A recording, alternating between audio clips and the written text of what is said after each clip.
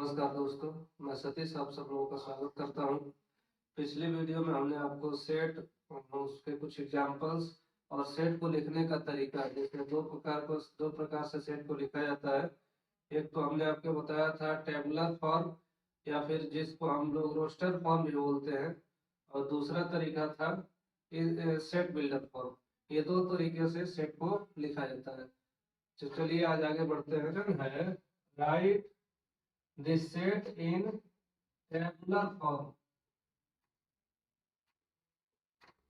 Tabular form में इसको लिखना है। टेबुलर फॉर्म में आप लोग जानते हैं कैसे लिखते हैं सेट को। मझले कोष्ठक में उसके एलिमेंट्स को लिख देते हैं। ये किस प्रकार से लिखा गया है? ये आपका सेट बिल्डर फॉर्म है।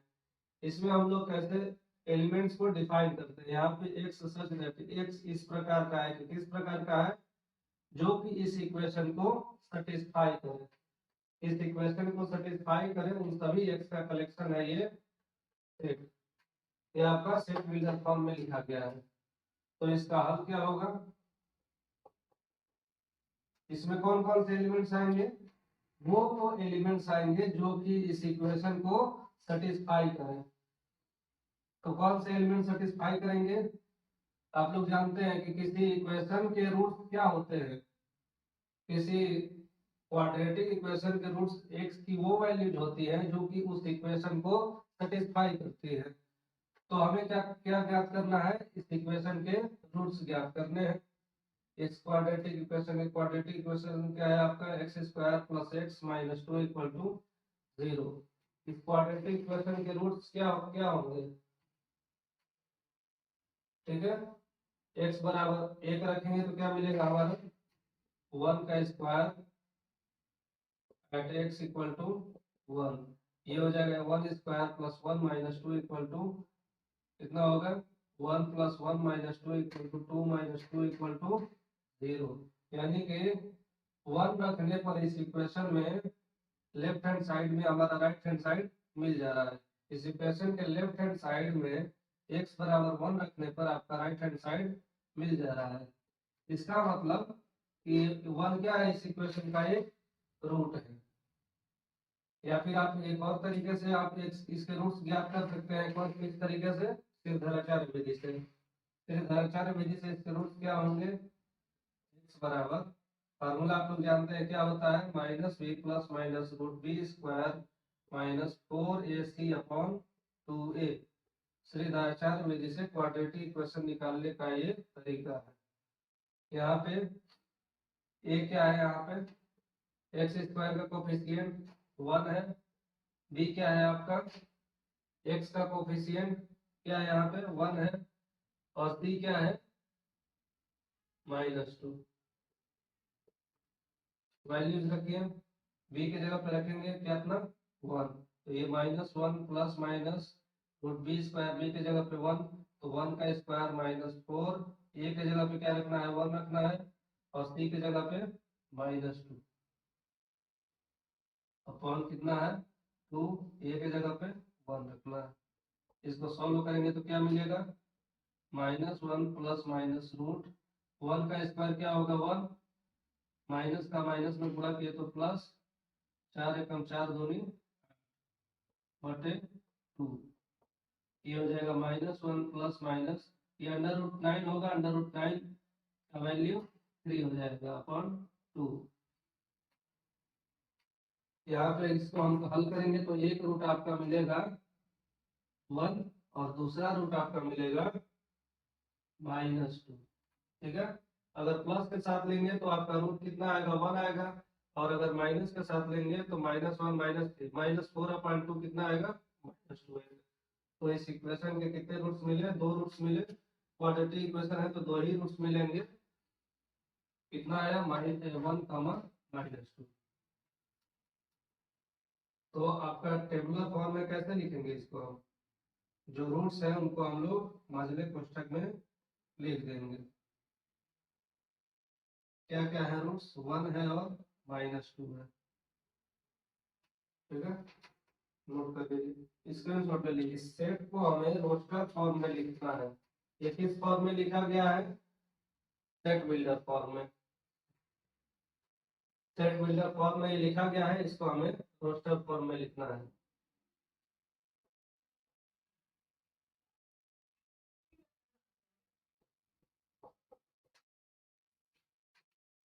x is a positive integer and x square less than 40। ऐसे कौन से पॉजिटिव इंटीजर होंगे जो कि 40 से, जिनका वर्ग 40 से छोटा होगा? एक का वर्ग, एक का वर्ग कितना होगा?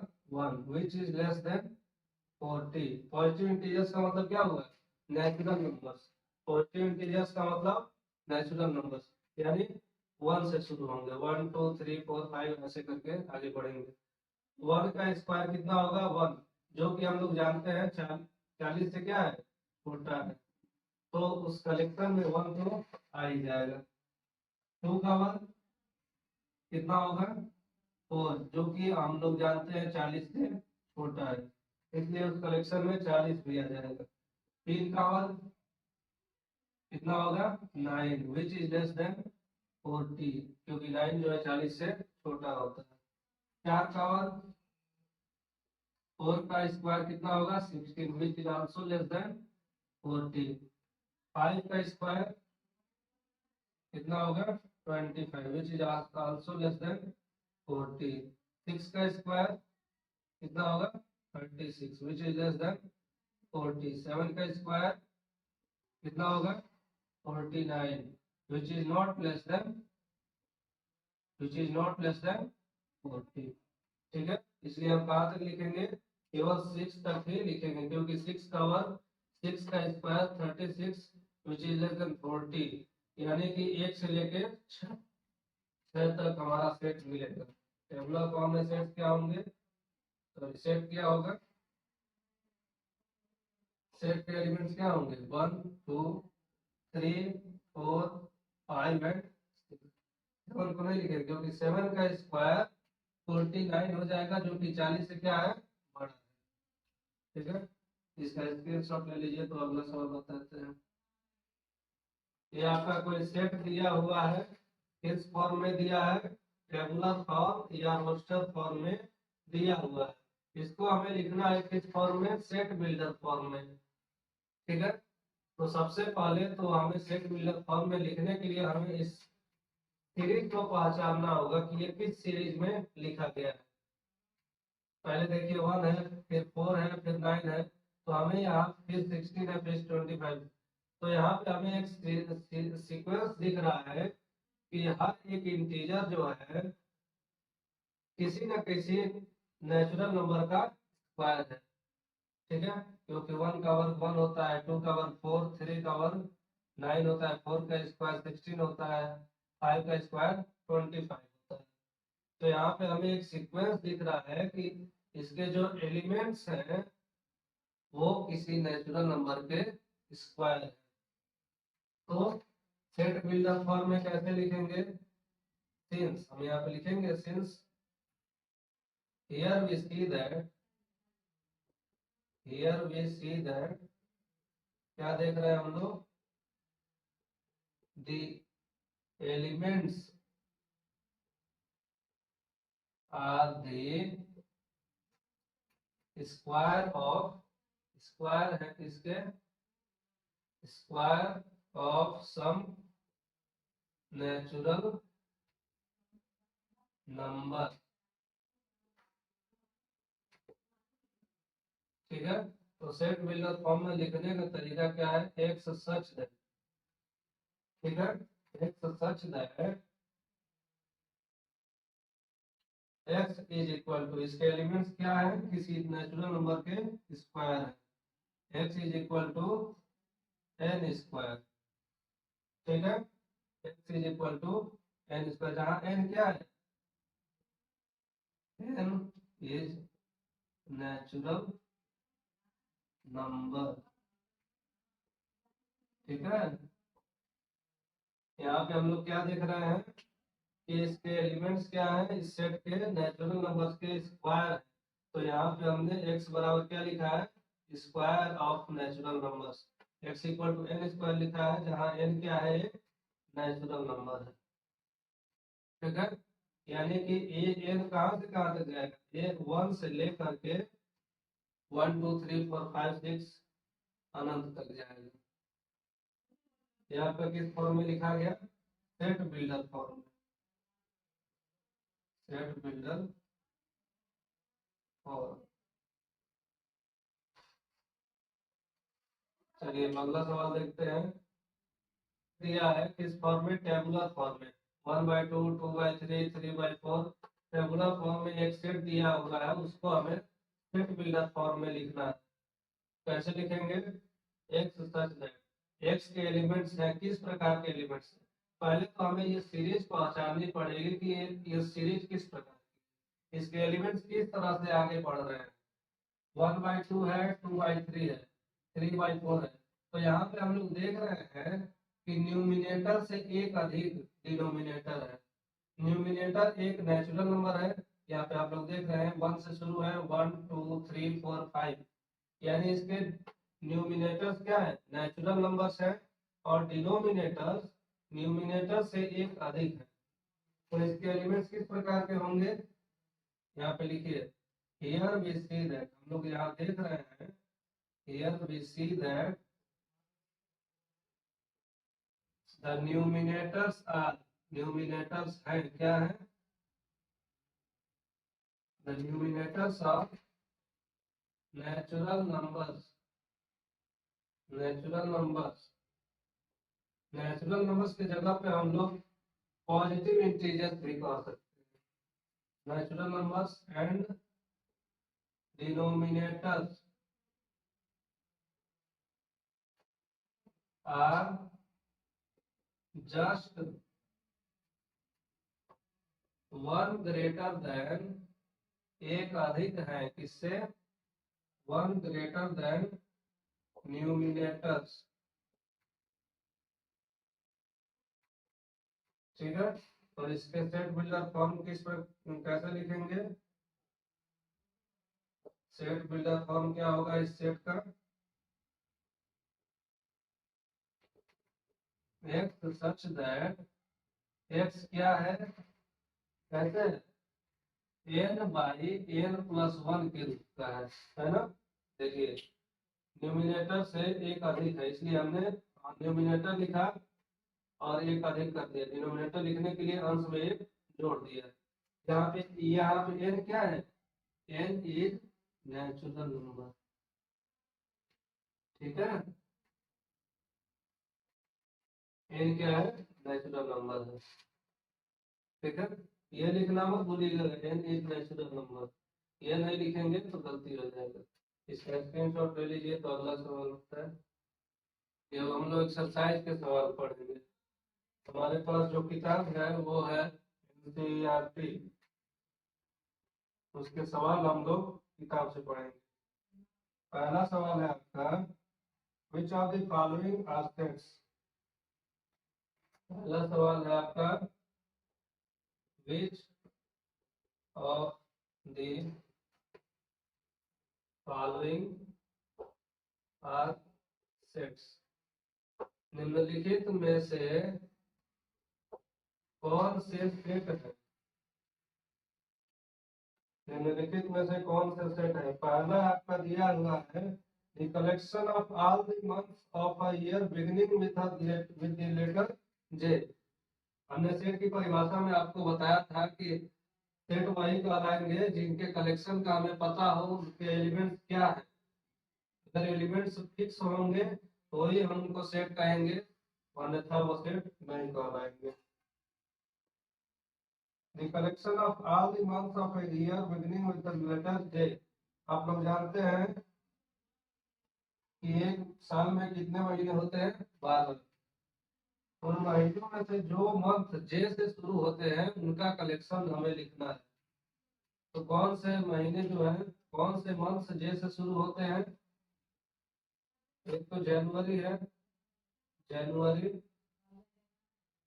दूसरा है क्या आपका जून है, तीसरा जुलाई है, और कोई है, यानी ये क्या है, हमें हमें पता चल गया है कि इस कलेक्शन में कौन से एलिमेंट्स हैं, जनवरी है, जून है, जुलाई है। और सेट की परिभाषा में हमने आपको बताया था कि अगर हमें पता चल गया सेट के एलिमेंट्स क्या हैं तो हम उसको सेट, सॉरी कलेक्शन के एलिमेंट्स क्या हैं तो हम उसको सेट करेंगे। यहाँ पे हमें पता चल गया कलेक्शन के एलिमेंट्स है जनवरी जून जुलाई, इसलिए ये क्या है आपका सेट है। ठीक है, अगला सवाल देखिए। दूसरा सवाल है आपका, collection of most talented writers of India. Bharat के 10 सबसे टैलेंटेड राइटर्स का कलेक्शन, क्या ये सेट बनाएगा? अगर किसी को 10 सबसे टैलेंटेड राइटर का नाम लिखने को दे दिया जाए तो वो कुछ नाम लिखेगा, एक लिस्ट बनाएगा 10 राइटर्स की। किसी और को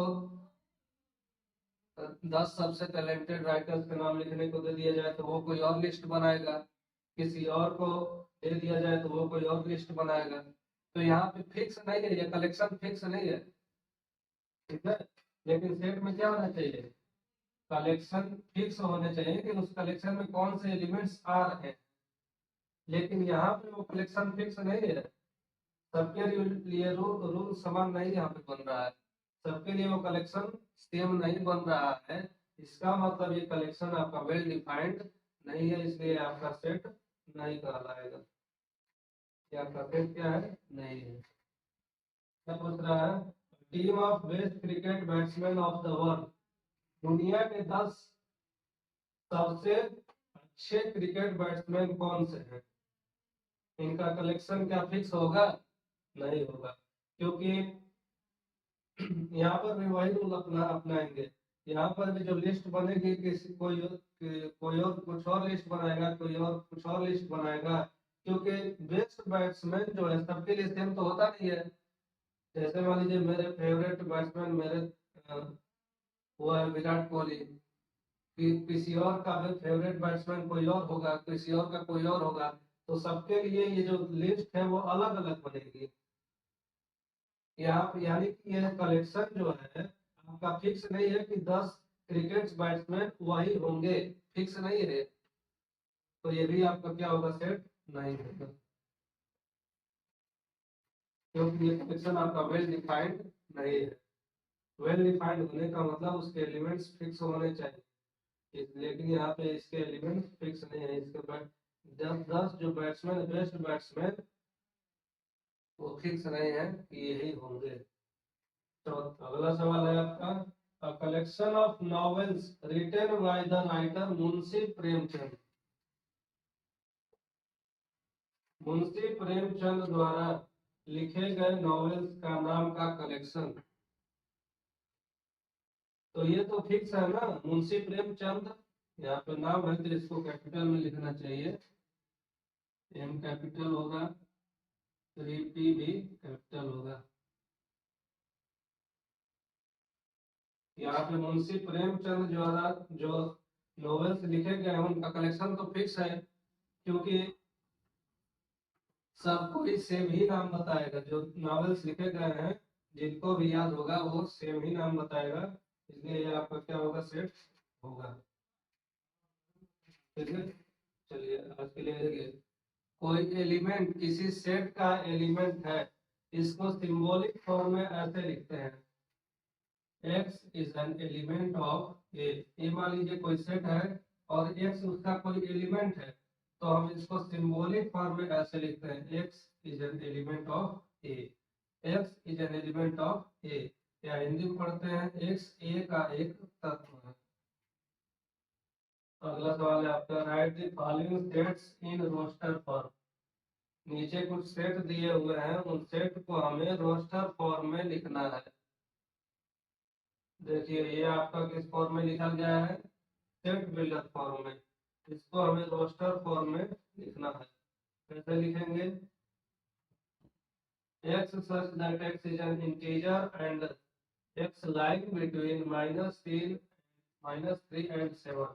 यानी कि x इंटीजर है और वो -3 और 7 के बीच लाई कर रहा है। तो इसके एलिमेंट्स क्या होंगे, set builder form, roster form में लिखना है ना।